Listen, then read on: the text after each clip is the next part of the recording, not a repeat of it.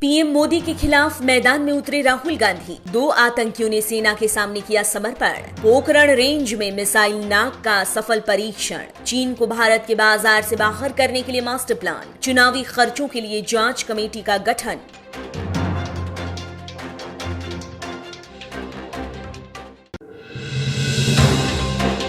बिहार विधानसभा चुनाव में एनडीए को समर्थन देने के लिए पीएम मोदी लगातार बिहार में चुनावी रैलियां कर रहे हैं, लेकिन अब यूपीए को समर्थन देने के लिए राहुल गांधी भी बिहार में चुनावी रैलियां करने वाले हैं। शुक्रवार को राहुल गांधी नवादा के हिसुआ में रैली करेंगे, जिनमें उनके साथ आरजेडी नेता तेजस्वी यादव भी मौजूद रहेंगे।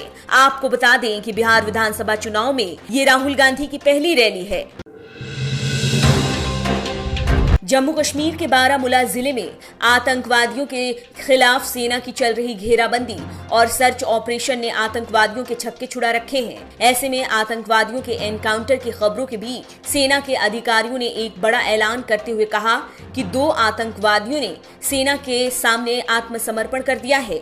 दोनों आतंकवादियों की उम्र 20 और 21 साल की है और दोनों सोपोर शहर के रहने वाले हैं। आतंकवादियों के समर्पण के बाद सबसे पहले दोनों को उनके परिवार से मिलवाया गया।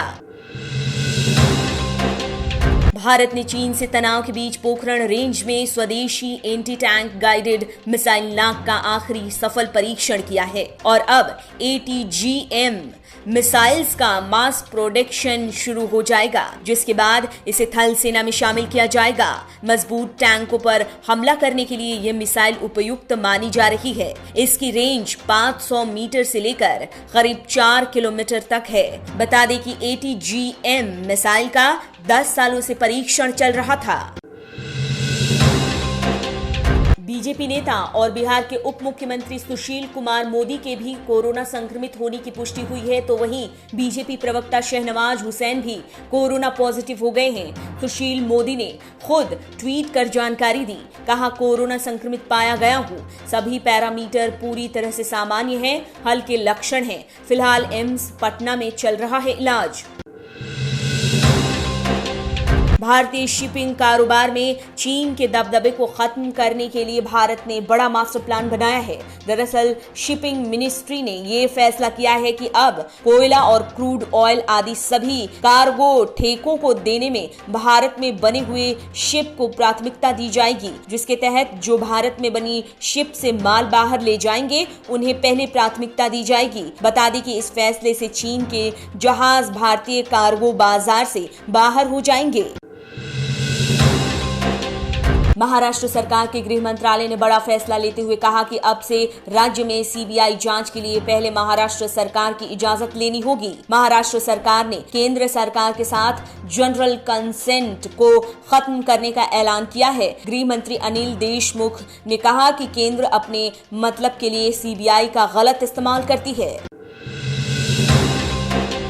अलग अलग राज्यों में होने वाले विधानसभा चुनाव और उपचुनावों में चुनावी खर्चों को लेकर लगातार उठ रहे सवालों को देखते हुए चुनाव आयोग ने 3 सदस्यीय कमेटी का गठन किया है, जो सभी राजनीतिक पार्टियों पर नजर रखेंगे कि कौन सी पार्टी प्रचार के दौरान कितना पैसा खर्च कर रही है। बता दें कि सरकार ने पहले ही चुनावी खर्चों को 10% तक और बढ़ाने की फैसला किया था।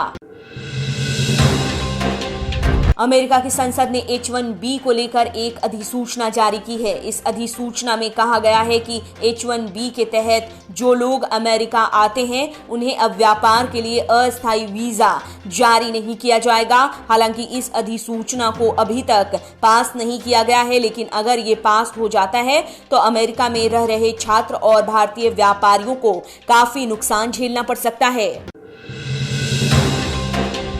पाकिस्तान में पिछले कुछ दिनों कोरोना संकट के बीच मृत्यु दर में 140% की उछाल आया है। राष्ट्रीय कमान और संचालन केंद्र ने बताया कि जिस तरह से मामलों में तेजी रही है, अगर ऐसा ही हालात रहे और सरकार की तरफ से जारी दिशा निर्देशों के पालन में सुधार नहीं हुआ तो NCOC के पास सिवाय सख्त पाबंदियों और सेवाओं को दोबारा बंद करने के कोई विकल्प नहीं बचेगा। ऐसे में पाकिस्तान में फिर से लॉकडाउन लगाना अनिवार्य हो जाएगा। बिहार विधानसभा चुनाव में मतदान से पहले बीजेपी पहले ही अपना घोषणा पत्र जारी कर चुकी है, लेकिन अब बीजेपी के घोषणा पत्र के बाद बीजेपी की सहयोगी पार्टी जेडीयू ने भी अपना घोषणा पत्र लागू कर दिया है। आपको बता दें कि जेडीयू ने कहा था कि वो अपना घोषणा पत्र जारी नहीं करेगी। घोषणा पत्र में 7 निश्चय पाठ दिए गए हैं, जिसमें युवा शक्ति, बिहार की प्रगति, सशक्त महिला, सक्षम महिला, स्वच्छ गांव, समृद्ध गांव, स्वच्छ शहर, विकसित शहर, सुलभ संपर्कता और खेतों में सिंचाई का पानी, सबके लिए स्वास्थ्य सुविधा जैसी 7 बातों का जिक्र है।